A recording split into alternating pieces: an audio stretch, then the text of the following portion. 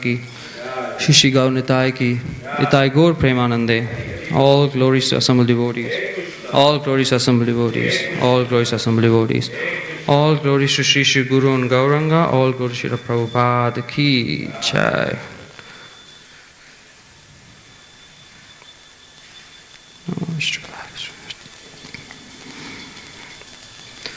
Hare Krishna everyone. So we're going to continue our discussion on Srimad Bhagavatam, Canto 3, Chapter 26, titled Fundamental Principles of Material Nature. And we're going to cover 3 verses today, 35, 36 and 37. So we'll just recite 35, the verse which is on the board. Nabasha Shabda Tanmantrat Khala Gatya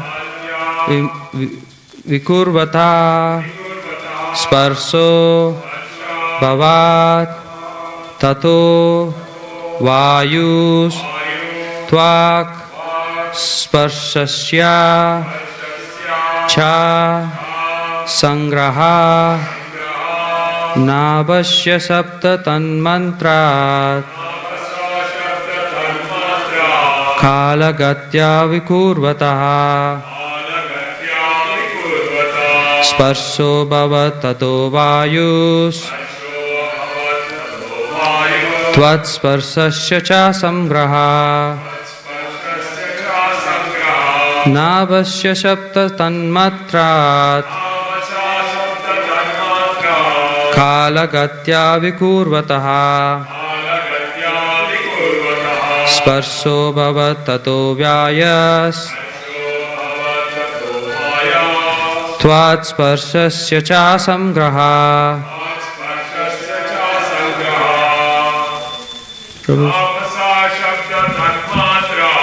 Navasha Satta Tanmatra Alagatva Vikurvataha Sho Tato Vayus Tvat Sparshasya Sangraha.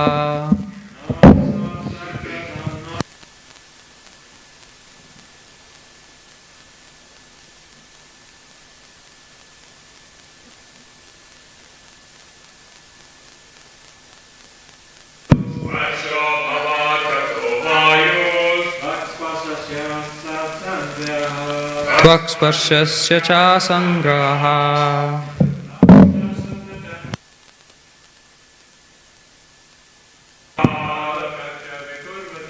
Kalagatya Vikurvataha Sparso Bhavat Tato Vayus Tvat Sparshasya Cha Samgraha. Mataji. Navasha Sapta Tanmatra Kalagatya Vikurvataha Sparsho Bhavat Tato Vayus Sparsasya Cha Sangraha. You could all say that I've been rusty with Srimad Bhagavatam. Haven't been giving class recently. Forgot to say Om Namo Bhagavate before the verse. So better late than never. Om Namo Bhagavate Vasudevaya.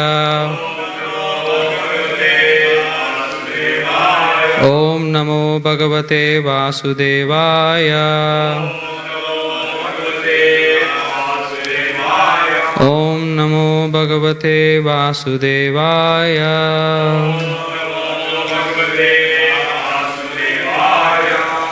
We'll go for the word-to-word translation. Na Bashaha, from ether, Sapta Tanmatrat, which evolves from the subtle element sound. Kala Gatya, under the impulse of time. Vikurvataha, undergoing transformation. Sparshaha, the subtle element touch. Abhavat, evolved. Tatha, thence. Vayu, air. Tvak, the sense of touch. Sparshasha, of touch. Cha, and. Sangraha, perception. Translation and purport by His Divine Grace A.C. Bhaktivedanta Swami Prabhupada Ki Jai. From ethereal existence which evolves from sound, the next transformation takes place under the impulse of time. And thus the subtle element touch, and thence the air and sense of touch becomes prominent. Purport. In the course of time, when the subtle forms are transferred into gross forms, they become objects of touch. The objects of touch and the tactile sense also develop from this evolution in time. Sound is the first sense object to exhibit material existence. And from the perception of sound, touch perception evolves, and from touch perception, the perception of sight. That is the way of the gradual evolution of our perceptive objects.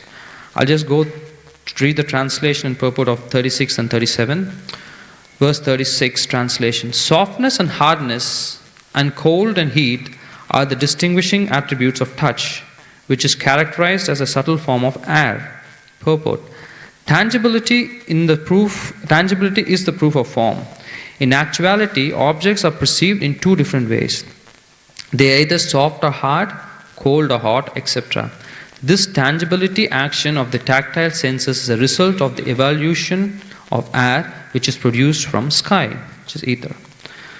Text 37 translation. The action of air is exhibited in movements. Mixing, allowing approach to the objects of sound and other sense perceptions, and providing for the proper functioning of all other senses. Purport. We can perceive the action of air when the branches of a tree move or when dry leaves on the ground collect together. Similarly, it is only by the action of the air the body moves, and when the air circulation is impeded, many diseases result. Paralysis, nervous breakdowns, madness, and many other diseases are actually due to the insufficient circulation of air. In the Ayurvedic system, these diseases are treated on the basis of air circulation. If from the beginning one takes care of the process of air circulation, such diseases cannot take place. From the Ayurveda as well as from the Srimad Bhagavatam, it is clear that many activities are going on internally and externally because of air alone. As soon as there is some deficiency in the air circulation, these activities cannot take place. Here it is clearly stated, Netratvam Dravya Sabdayo. Our sense of proprietorship over action is only due to the activity of the air. If the air circulation is stifled, we cannot approach a place after hearing. If someone calls us, we hear the sound because of the air circulation. If we approach that sound or the place from which the sound comes, if someone calls us, we hear the sound because of the air circulation. And we approach that place or that sound or the place from which the sound comes. It is clearly said in this verse that these are all movements of air.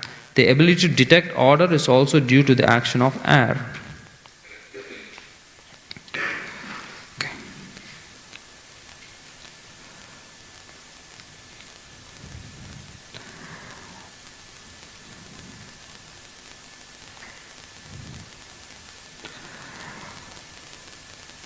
Let's start that.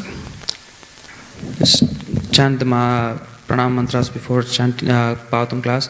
Narayanam namaskritya naram chaiva narottamam. We can sit together. Devim saraswatim vyasam tato jayam udirayat.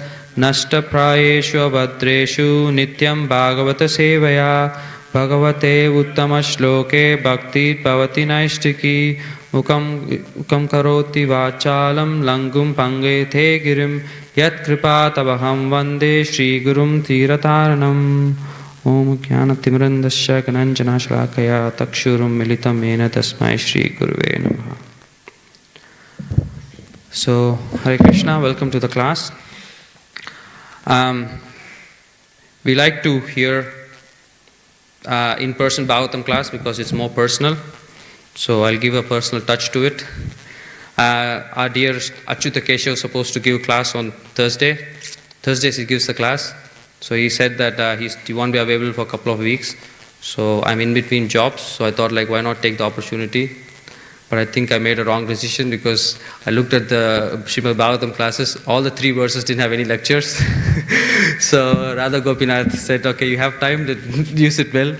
So I had to manufacture my own points. So if I'm able to inspire a bit, it's okay. But if I can't, it's a purificatory experience for you guys, that you purify that I tolerated his class. But anyway, having said that, I don't like putting too much pressure on myself, because 2 things is I believe very deeply is this seat. This is Vyasasana. A lot of speakers have spoken from this, and this is a place of Vyasadev, and we are representing the message of Vyasadev. So every time before I used to give Bhagavatam class, I have this experience. When you sit here, whatever you prepared is irrelevant. Something comes out which you didn't even thought about. So I really have belief in that one. And then I usually say we are all a family. So I'm not here to share my expertise in knowledge. We are here as a family. So I don't want to put too much pressure. It's just between family members. And so here in these verses, talks about the creation. Kapil Dev is talking about the creation. So interestingly, there is in the beginning of Srimad Bhagavatam, there's a lot of talk about creation. Not once, twice, actually 3 times. And we see that this seems to be very technical topics of discussion. And we might even wonder why so much detail is given in this aspect. It is because Sukadeva Goswami knew what's going to happen in the future, in Kali Yuga. When this was spoken, everybody was following Vedic principles, Vedic religion, or not even religion, I say, Vedic principles and Vedic lifestyle. And there was no need, there's no concept of religion as such, which is basically come very new to Kali Yuga. I'm part of this religion, I'm part of that religion. But when this was spoken, there was no religion, there was only Sanatana Dharma, lifestyle. But he knew that over the period of time, people start even questioning whether God exists, which was not even, would be a very, very silly question at the point when Srimad Bhagavatam was spoken. So he actually goes in detail because creation is one of the biggest questions which atheists have in their mind. Who created this? Who created this? So whole creation is basically explained to just Prabhu. It's quite less. Do you want to? Oh, it's like okay. Wait. I'll just bring it closer. It's okay. Hare Krishna. Yeah, it's better now. So this point of creation is very important. Now, with creation, the one thing that Prabhupada says, and the proof is, even the whole reason why this Earth planet is actually revolving at a certain axis, at a certain path, is because it has a creator. Even if the gravitational force is a little bit more, then the whole Earth will be smashed into a ball. If the gravitational force is a bit less, then the Earth wouldn't be in this position. It will be all around going. So that precision of those things that are actually in place, the gravitational force, the electromagnetic force, and everything, actually says that there is a creator behind this whole universe. Now, the very simple way is somebody comes in the morning and sees that all the mats are there, and then the fans are and the peacock fan is there, and then the Tulsi Maharani stand is there, and the tables are there. It means that there is somebody who's arranging it. things don't go and arrange themselves by their own. So if in a small room, if there is things are being properly arranged, it means that there is somebody who's actually worked. There is some mover. There is somebody who's worked on it. So similarly, if everything is working properly, the sun is rising at the right time, setting at the right time, and there is change of seasons, that means there's a creator. Now, the other point is in 37, it talks about the air factor, air circulation, and talks about Ayurveda as well. Now, Ayurveda and yoga system is very much connected with the Vedic lifestyle. And the air circulation, when it says a lot of diseases are caused by not taking care of not taking care of the air circulation in the body. We know from Bhagavad Gita that the 5 pranas, the soul is maintained in the heart by the 5 airs that's actually coming from the heart. So that is where the source of energy is. Now, the medical science knows that because of the heart pumps, the blood goes out and it maintains the body and everything is connected through the blood. Now, if there is a car, there's an engine, right? There's a petrol there, which you put the petrol, turn on, the engine starts. And once the engine starts, everything starts functioning. Now, if the engine is not start, you can press your accelerator, you can do anything, but nothing happens, the car doesn't move. Now, whereas that source of that energy comes, that the heart is pumping blood, that's the soul. Now, once the soul is gone, then that is the energy of that heart is stopped. That's when there's a difference between a dead body and a living body. Now, because we are in this body, we have to do certain things to maintain this body, and yoga is one of the main elements that is vital for maintaining the inner sanctity, inner energy of the body. Now, there are a lot of exercises, physical, cardio, and all these things which are useful for certain things. But if you take yoga, you don't need anything else to keep your body fit. It's basically your body, and you have very fancy yoga mats now, but then it's basically just a soft layer for you to do those asanas. Now, that is the most primitive exercises which came with creation. Now, here in the yoga process, there is different stages. In the gyms and other thing, they talk Hatha Yoga system, which is the asanas, and sometimes in some spiritual organization, they go straight to meditation. Now, because people don't have a full understanding of the yoga system, they expect certain results by doing that. But the Patanjali system, which is the source of the yoga system, it clearly delineates the different steps that are actually involved in the yoga system. And we read in the Bhagavad Gita, Prabhupada mentions in the purport, the different stages are the yama, nema, which is the do's and the don'ts. So before even you can start doing yoga, first the thing you need to know is like what to do and the do's and the don'ts. And then from there comes the asanas, which is the stretching exercise. And then from there comes the pranayama, which is the breathing. So, which talks about the air circulation. And then comes the pratyahara and dharana. Pratyahara and dharana are very similar, but then pratyahara is the first step where you disengage from material engagement.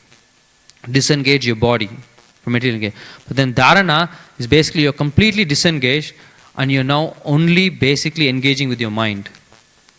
So until here it's like what it talks about gross to subtle. So until the pratyahara stage, we are looking at the gross stage. Now from the dharana, it becomes very subtle because you're dealing with the mind. And from there you go on to dhyana, which is the meditation. Then comes the meditation. Then you can see the effects of meditation. And from there comes samadhi, which is basically connecting with God. Now, when you talk about connecting with God, it starts with a very important thing, which is called faith. So without faith, nothing happens. And in the 9 process of devotional service, the first thing is Shravanam. Shravanam is hearing. And that's where this aspect of sound comes from. Now, even when the creation started, there was ether, which is basically space. Now, when you blow air, then sound comes. Now, how does sound come? When you have air in it, in the ether you can sound. So first is the ether, then is the sound. And then comes the fire, which has form. And then from fire, water, which is taste, which is not form, but it has taste too. And it takes the form of anything that it goes into. And then from there you get earth, which is a gross feature. Again, there's more. So every aspect of it changes. So from ether, when you add air, you get sound. And then with water, you get air, you get sound, and you also get taste. Fire. With fire, you get air, and then the sound. And then from water, you get the air, water, space, and then also form. And then comes the earth, which has all the ingredients.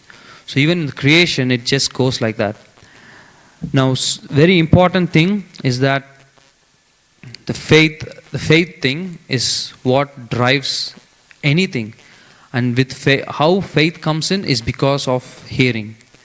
Now, people who do meditation, people who do yoga, it is very beneficial for the physical factor, but then not for the spiritual development.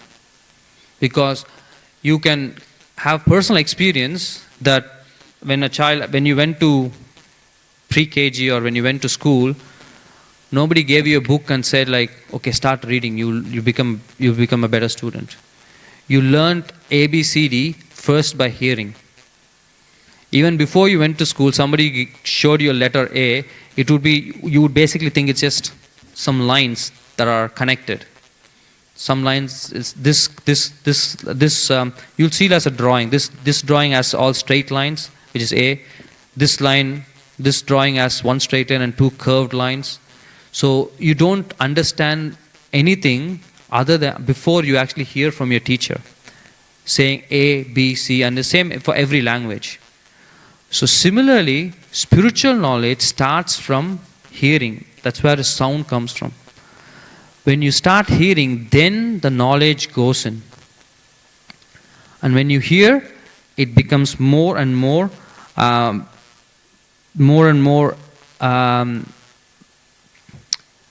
validating, intense. So when you think about the stages of the Bhakti Yoga, stages of spiritual development, as you know, it's like Sastram Shraddha. So once you have Shraddha, what happens? You want to have Sadhu Sangha. Oh, I really like this philosophy, or I like this one. Like, not only spiritual things, even material things. If you like motorbikes, if you like certain drawing, or if you into trading or whatever, you hear something and then you want to go and meet those people who actually are good at doing it. So same principle. It's just material, spiritual, but the principle is the same. So Sadhu Sangha. And then once you have Sadhu Sangha, when you go with those people, what happens? You just don't go and then just hang out with them and not be yourself. You start to do what they do. So then Bhajana Kriya comes. And then from Bhajana Kriya, then Anartha Nivritti. Then you start understanding, oh my God, I was doing this thing wrong. So how am I to correct myself? That's the cleansing process. Slowly the cleansing process happens. Before you just did what was doing from more of a gross perspective, like leaving tea and coffee, leaving non-veg, not drinking, stop smoking if you were, and all these things. It's all gross. And then from there, Anartha Nivritti slowly starts to get into the mind. Oh my God, am I doing it right? Why am I not getting the results or enjoying or or relishing the things that the other person is relishing. That's when it comes seniority and all these things. And then once clearing phase is the longest phase, I guess. We are all, at least I'm still in that phase. It takes depending on your sincerity, and then comes nishta, which is you're steady in what you do. And then comes ruchi. Then you get the taste for chanting, taste for doing that. And then asakti, which is a lot of attachment to what you do, lot of attachment. And then bhava, which is basically love. And then comes prema, which is very condensed love, or you can say pure love. Now, in each stage of it, faith, you just, from Shraddha to Sadhu Sangha, it is faith plus faith. From that one to Bhajana Kriya is faith plus faith plus faith. It's just faith getting more and more condensed. And then you come to a point where you're in prema, where it's like faith is in purest form. So you don't worry about anything. You just depend on Krishna. Now, you might sometimes, and also Krishna says in Bhagavad Gita, chapter 7, 8. I'm not good at Sanskrit, so I just took a screenshot.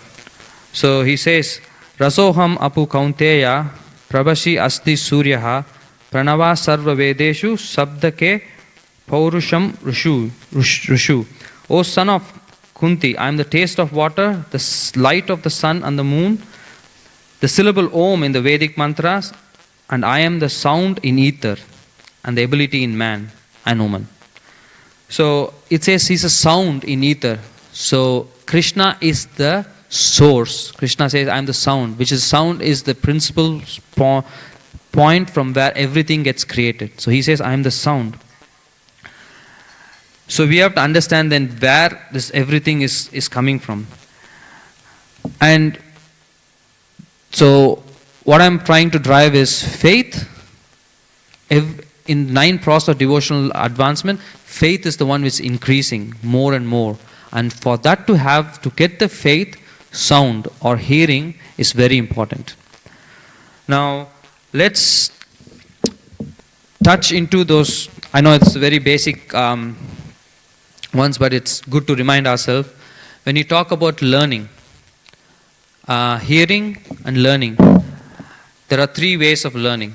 As we know, which is pratyaksha, and anuman, and then sapta. So one is just by us doing experiment with our own senses. But we as conditioned souls have these 4 defects. We can be illusioned, we have the tendency to cheat, we have imperfect senses, and then we can commit mistakes. Because of these 4 defects that we have, that's why we are called conditioned souls. And that's why any philosophy or theory just coming from these conditioned souls will always be defective. And that's why Srimad Bhagavatam says, Krishnastu Bhagavan Swayam and Dharmastu what's the madhya? I forgot that. It comes to when Dharmastu Shakshat Bhagavat Pranitam. It says Dharma, which is religion or like the principle, should come from one who is not conditioned, which is God. When that happens, then that knowledge is perfect. That's why Srimad Bhagavatam, though written 5,000 years ago, written form, but it's been there forever, still is relevant to what we actually do, and from there we can actually take inspiration, and then we can actually lead a life of principle. Now, when that happens,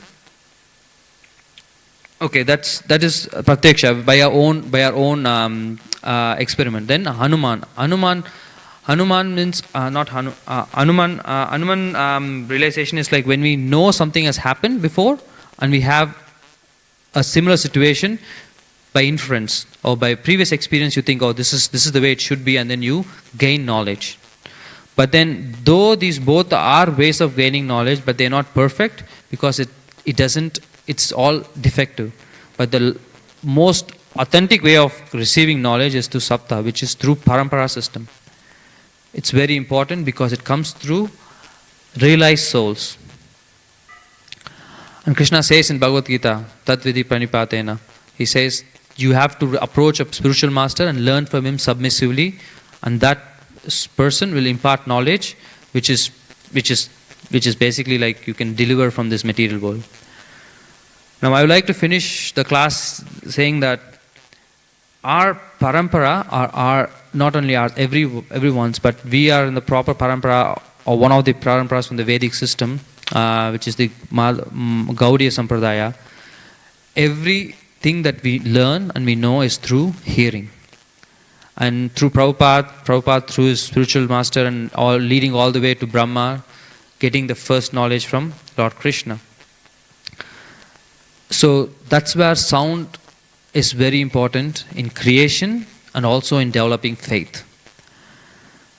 Now we sometimes can think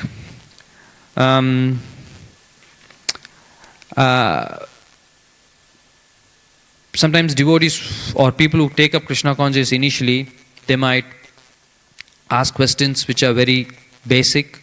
I'm not getting enthusiasm. I'm not getting time to chant my rounds. I don't think I'll be able to do it, and all these things. And also, once they start doing it, then there could be a point where they might come to a faith crisis where, is it even working? Now the difference between a neophyte and a madhyamadikari, which is basically, madhyamadikari means a bit more advanced devotee, is that advanced devotees, they don't ask this question. I'm not having time, or I'm not getting the enthusiasm to chant, I'm not having the enthusiasm to do. And that doesn't mean that those madhyamadikaris don't go through a faith crisis. The thing is, they know exactly what needs to be done. If you go through a faith crisis, then they know, they look at checklist. Am I chanting my rounds in the morning, or am I just breezing through the day, just breezing through my rounds whenever I get a chance? Am I investing time for hearing, and am I investing time for reading? So if those three things don't add up, then they know basically the reason for my enthusiasm to not be up to this mark that I want to be is due to these reasons. It's very obvious for them. Now we might, and then sometimes even advanced devotees or devotees who have been in the movement for 10, 15, 20, 30, 40 years, they might feel they're not doing the right thing. And they might feel, and I usually say to many of the people who are getting initiated, when I get a chance to talk to them, I know I have mentioned it before as well, I say that you have to consider Shri Shri Radha Gopinath as just your parents. You can't, yes, they are their lordship and everything, but your relationship with them should be like how you have relationship with your parents. Because what happens is, we are a international society of Krishna consciousness, but sometimes we have the other side of it. We become an international, my Guru Maharaj used to say, international society of rules and regulations. So we kind of have so many rules and regulations, and if you're not following them, then basically you've fallen back. And then there is no scope, and then you need to get up to the mark. But it's easy to get up to the mark when it's basically you are enthusiastic and you are fired up. But then when you're already low, it's even hard to pull yourself up. Forget about reaching the mark which you think that other devotees are. So at that point of time, I usually tell them, you might have done the most abominable activity, right? Like if, let's say, we are all here, once in a year we go back to India to meet our family and friends and parents and everything, if your parents are still living.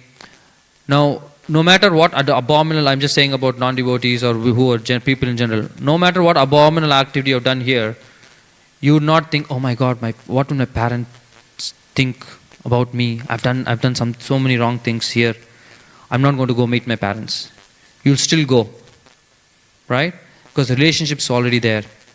And parents, as much as you love them, they love them because you came from them, they're part of you. No matter, I've seen mothers, no matter what you did, mothers always accept you. And parents always accept you. So I say like this is the same relationship you have with Krishna as well. Whether you are practicing, you're not initiated or you're second initiated, no matter what happens, the relationship with Krishna is like parent. They want you to be here. Even if you've done something wrong, they want you to become here. They don't want you to feel guilty, then go away from them. But you have to understand that part of guilt that comes to you is also a blessing. Because you can see, being a practicing devotee, that we try to not involve in certain activities because there is a lot of things that are not favorable for Krishna consciousness or for spiritual life. And there are a lot of people doing all kinds of things, but they don't even feel guilty about it. So they just do it, and then they look forward for the next time they want to do it, right? Now when they did something which is not favorable for spiritual activity, there's no guilt. Now because you are practicing devotee, you are in the path of spirituality, if you do something and it actually you feel guilty, that's actually a good sign. And that guilt has come through by shabda, by sound, by hearing. So that is where sound is very, very important in creation and also in faith, because it takes you from Shraddha, which is just faith, all the way to Prema. Because according to your sincerity, according to your involvement, you have your principles and values, and then you will stick to that. And then once you progress more, Krishna will give you more, and then it will go on, and you'll basically think, like for example, I'll say like when I came to Australia, I was a vegetarian. Okay, I used to eat meat before. I came to Australia. I wanted to I had a sack because I want to settle down in Australia, get a good job and things. So I said, okay, till I get a good job and stuff like that, I'll be a vegetarian. But still I was eating egg, right? So at that point of time, it's like, okay, I'm vegetarian, but I'm just eating egg. But I used to tell everybody that I'm vegetarian. Because in my value system, egg is just not killing anything. Because I used to eat everything before. It's like, and I was coming and staying alone. So my parents said, at least eat that one because it's just your protein and all these things. I understand their point. But then when you take Krishna consciousness, then it's like, oh, vegetarian means I can't do that. And then what was happening is like, I can't do that, but I used to eat outside in the normal restaurants and cheese and everything. Then once your faith moves more, oh, no onion garlic because it affects my spirituality. And then you go to the next level of looking at all the ingredients, whether it has gelatin, whether it has any other products. So you can't force that into anyone, but just by hearing, it actually creates such change within yourself. That's why hearing is one of the most important part of our devotional life, and also reading as well. And Prabhupada used to say like, don't just go by what other people say, because I might say so many things, you might hear so many things. Now we have a lot of social media, but then if you don't Guru Sadhu Shastra, you have this check and balance system. What the sadhu says is the Guru saying, and what's the Guru saying, the Shastra saying as well. Because most people don't go through this 3-point check system, that's when people can mislead many masses of people. Because there are many people who are like very charismatic and they are very high IQ, that they can actually charm the people and by their speech, and people fall prey to them because they are attracted by the charismatic nature and presence. But that is not enough to take you back to Golok Vrindavan or back to spiritual world. But what he says is the Shastra saying the same thing. Because it's the same thing that you do, right? If you have a lawyer, if he says, he actually picks it up from another case that was happened before, and he says this law, certain section says like that. And if you're a doctor, you do the same thing. You don't just hear the lecturer and declare yourself as a doctor. You have to go through the notes and then understand it and then write an exam. So same thing.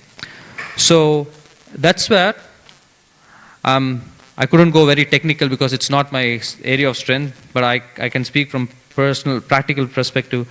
So that's where I could connect within my mind in my own ways how sound, from the creation perspective of the whole material nature, to actually creating faith within our heart, and that sound completing the full, being the source of all the creation until completion, to actually taking us from Shraddha to all the way to Prema.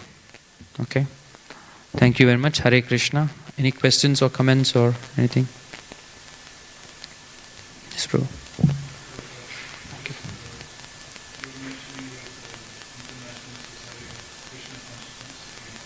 Rules and regulations.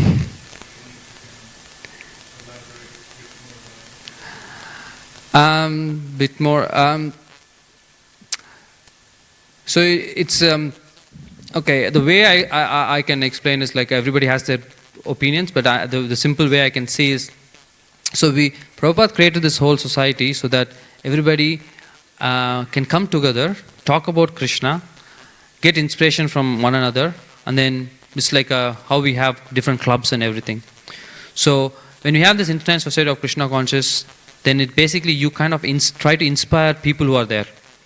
And if it becomes international rules and regulations, then it becomes about who's chanting 16 rounds, who's actually getting up in the, who's coming for Mangalarti, who's actually there are so many things you can keep adding. You know, how many time he spends for reading, how many times he spends time for hearing, which is all good, and also everything is fine. But then the thing is, like, if we understand that everybody is in a different phase of life, everybody is in a different situation in their journeys, spirituality, and if you have that compassionate thing, then it becomes all inclusive. But then if we stress more about the rules and regulations and everything, then it becomes a bit more separative. That's why. Otherwise, not saying in any ways like, not chanting 16 rounds is chanting notes is not the way to go. Yes, that should be there. The minimum qualification should be there. But then, if somebody is struggling or somebody new, we need to have that thing about encouraging, inspiring, and then allowing them. Like as I said, like if I tell someone, it's very hard to force that knowledge. But if you inspire them to hear and associate devotees more, like how it happened to me, like slowly from egg to just vegetarian to leaving onion garlic to just looking at the ingredients, and now it slowly comes up there. So and that comes when people know that they're accepted within this thing and they respect me, then it gradually comes there. That's my point. Yes, Prabhu.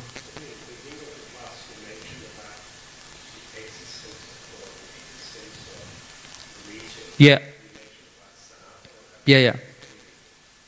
So, what exactly has happened that we have got so many diversities now? How did actually atheism has actually been born? Atheism. In the beginning, everybody was believing in God. Yeah. They should have all gone back. Yeah. Is it actually due to the gross misuse of the little independence that Jiva has got that actually caused the situation where we are now? Yes, Prabhu. There are so many factors to it. One is the day by day the influence of Kali becomes more. Now, psychology, right? Psych basically means soul, the original term. But then now psychology means it's depending on the mind. So over the period of time, everything has become from subtle to gross. Now, again, we know that religions were created according to time, place, and circumstance. Like if you see, it's not about religion as such is bad, but then if you see what is the teaching, the quality of teaching from Islam to Christianity and all these things, and then you see Bhagavad Gita, Krishna says, I am declaring the complete knowledge to you, Arjuna. And also it depends upon the people whom that knowledge was taught, that philosophy was taught. Like for Islam, it was basically for all the nomads in the desert. So they could only understand certain aspects of it, and it has to be filtered down to that level. And Jesus taught the principles to basically carpenters and people who are there. So even Jesus, there is a verse, I don't know exactly the thing, it says like there are more to be said. I think in John's or something, there's more to be said, but at this point of time, I cannot reveal it to you. Now here in Krishna, in Bhagavad Gita, Krishna says this to one, and who's the audience? Arjuna, who's who's completely qualified. He's a practitioner. He has the ability to master everything, right? So when the teacher is teaching, he teaches according to the student's capacity to absorb the information. Now, if you have a PhD person, then the way they both talk would be different. And also the religion aspect, what happens is, what I feel is, sometimes we actually associate with that with certain religion. Now, if you talk about Krishna, then people say, oh, I'm Christian, I'm Muslim. But then that's even with the Hinduism, right? The people have like, oh, my Ishtadev is Ganesha, I'm a devotee of, I'm a Saivite, or I follow Durga Ma, and then all these things. But when it comes to material thing, people don't worry about where they want to get the money, right? They don't think that, oh, my family tradition is this, I don't want to do this business, something. Wherever there's opportunity to get money, people go. But when it comes to spirituality, they have this very sentimental view that, oh, my family tradition is this, my mother taught, so I only have to do this one. But if you really want to go back to spiritual world, then you will see which is the easiest and the most fastest way to go. Now, even for that faith to come in, you need to hear. Yeah, so again, it's just it takes its time, but Kali Yuga's effects have taken much of the faith away, and that became even like to the extent that atheism is quite a prominent religion in itself. Yeah. Yeah.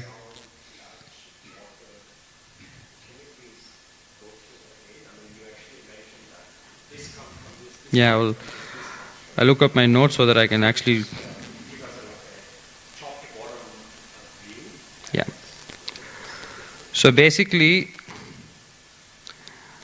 so the first one is ether, okay? When that is sound, okay? From ether, when space is there, and when then sound happens,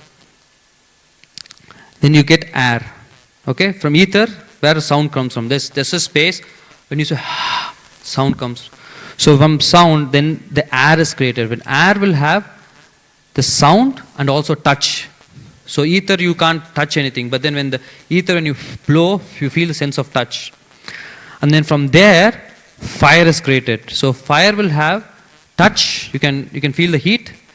Fire also has sound, but it has a form as well. But that form keeps on changing. Now from there, next is created is water, which will have sense of touch, and also water when it flows has sound, and also it has a form. But on top of all these things, the extra element that's added is taste. So you can't taste fire. So but with water you can taste. Now after that, you have earth, which has, you can touch it, you can, sound is there when things move, form is there, taste is also there. Okay, but then you get smell. With earth, you get smell. When you have the fresh rain come in, you get in Tamil we say manvasana, like the smell of the earth. So the creation also happens in step by step. So, Hare Krishna. Kantra Srimad Bhagavatam ki jai.